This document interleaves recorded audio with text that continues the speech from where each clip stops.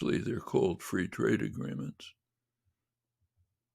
This process of control over the process, if I can link this to what's happening right now on the Ukrainian border, we've seen that there's talks about between Russia and the USA, and the first people to be actually on the talks are the USA and Russia, and not Europe in this case. So in this case, the USA is again controlling the process of how to deal with the diplomacy aspect of international affairs.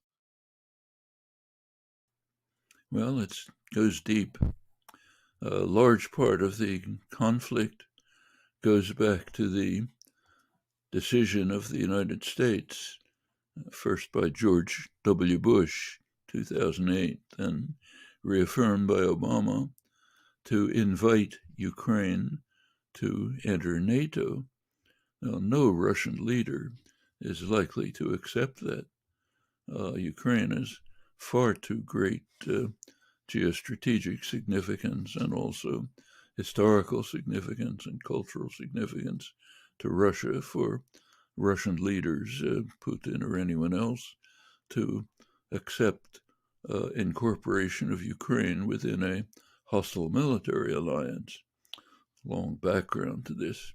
Now, this effort by the United States was vetoed by France and Germany, but that didn't mean anything. The United States proceeds with it. Now, there is an agreement, the Minsk II agreement. It's France, Germany, Russia, and Ukraine. If the terms of that agreement were implemented, the crisis would be dampened. It probably would not be taking place. Now, neither Ukraine nor Donbass, the Russian region, have implemented the agreement. The United States has not pressed Ukraine to implement the agreement. So there's problems on all sides. But if Europe had a really independent role in world affairs, it could be acting in such a way as to bring this Minsk II agreement into operation that would probably resolve the crisis. There's very good scholarship on this. One of the main scholars of the region, Anatol Yevin, has just written several articles about it, pointing out in detail how implementation of Minsk II could very likely resolve the crisis. Of course, that would mean withdrawal of the U.S. call for Ukraine to join NATO. It would mean that Ukraine would have sort of Austrian-style neutrality, the kind that Austria had right through the Cold War, not part of any military alliance. It would mean that there'd be some kind of federation in Ukraine, which would provide degree of autonomy to the Donbass region, demilitarization, a couple of other conditions. All of this is quite feasible, and it's very likely that it would simply end the crisis. It's not what's happening. The United States, under strong internal pressure from right-wing and also centrist opinion, is moving towards intensifying the crisis. So is Putin, by putting troops surrounding Ukraine, 100,000 of them. So it's as Yevin himself says, this is the most dangerous crisis in the world right now, and also the most easily settled. It's both. Now, this goes back much farther to the question of the means by which NATO was expanded. You go back to the collapse of the Soviet Union. There were several conceptions of how the Eurasia region should be organized. One of them, which was advanced by Mikhail Gorbachev and by Germany, Hans Dietrich Genscher, the German foreign minister. Both of them proposed a kind of a Eurasian security system with no military blocks. Okay, so Lisbon to Vladivostok, singles region, no military blocks. Well, that was rejected by the United States. It was actually supported by Germany. A core part of this was unification of Germany, which the Germans, of course, wanted. And the question was how this could take place. I remember for Russia, unification of Germany is not a trivial matter. Germany alone had virtually destroyed Russia several times during the past century. So for Russia to agree, as Gorbachev did, to agree to allowing Germany to be unified within NATO, hostile military alliance, was quite a concession. But there was a condition. Condition was that NATO would not expand to the east. The phrase that was used was not 1 inch to the east. That meant East Germany. Nobody was contemplating broader expansion, at least in public. Maybe privately they were. NATO did advance to East Germany under Bush, and under Clinton, it moved all the way to the Russian border. Baltic states, other states, Balkan states. This is a pretty, I mean, it could have been done in a way which would have eliminated, certainly eased tensions.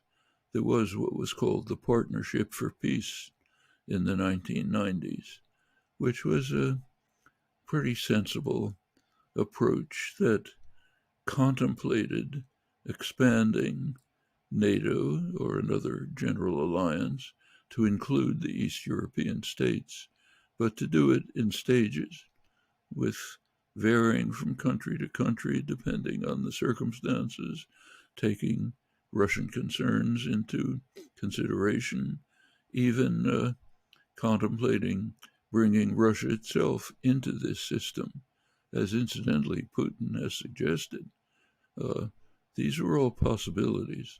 They were abandoned in favor of what was called the Clinton doctrine. Let's just expand militarily right to the border of Russia, militarizing, bringing them into NATO, weapon systems that are called defensive, but of course threaten Russia.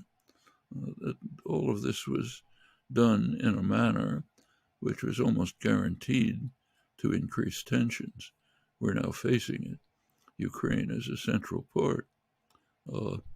And what's happening, as Levin correctly says, is extremely dangerous, but also has a solution, one in which Europe would play a central role. But that, of course, requires that Europe take up the option, which it has always had, to become an independent force in world affairs. Europe has that option. It's rejected it. It's chosen to be subordinate to the United States.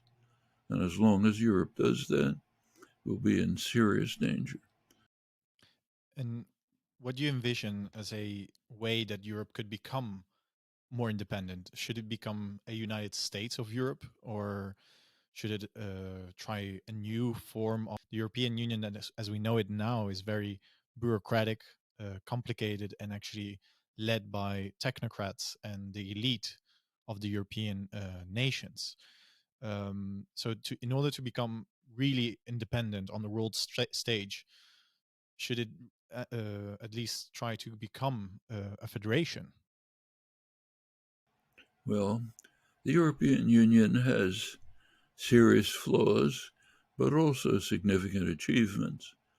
One achievement is that there's a change, a radical change from centuries of European history. For centuries, Europe was the most savage, brutal place in the world. The main task of European countries was to slaughter one another. This goes back centuries. The 30 Years' War in the 17th century, probably a third or more of the population of Germany was killed. And this continued through I don't have to review what happened in the 20th century. I mean, Europe virtually destroyed itself. Well, since 1945, that hasn't happened. That's a pretty significant change. Plenty of problems, but nevertheless, the move towards some kind of federation had a major success. Europeans are not slaughtering one another, not a small point. Things like the Schengen Agreement have been very valuable. The fact that you can travel from, France to Poland, Balkans without going through a border, a student in Italy can study in Germany. All of this is a great step forward. On the other hand, what you said is correct. The bureaucratization has been extremely harmful, and it's had very negative effects. Fundamental decisions, have been moved from the individual countries, Italy, France, and so on, to a bureaucracy in Brussels, the Troika, unelected, European Commission, unelected, European Central Bank, of course, unelected, IMF, naturally. So these unelected bureaucracies are setting the major policies for Europe, and it's causing plenty of anger and resentment. What are called the populist reactions are in substantial part a reaction to the fact that deciding the kinds of policies that govern your own society have been taken out of your hands. It's radically undemocratic. And some of these policies, like the austerity policies, have been quite destructive and harmful. They were somewhat relaxed when the dangers that they were creating was beginning to be recognized. But we should bear in mind that to create a federation of separate states is no easy matter. Take the United States. The United States did not, for the first long 80 years of its history, the United States was not a single country. It was a plurality of countries. The United States are, not the United States is, in many languages. That's the way it's still described.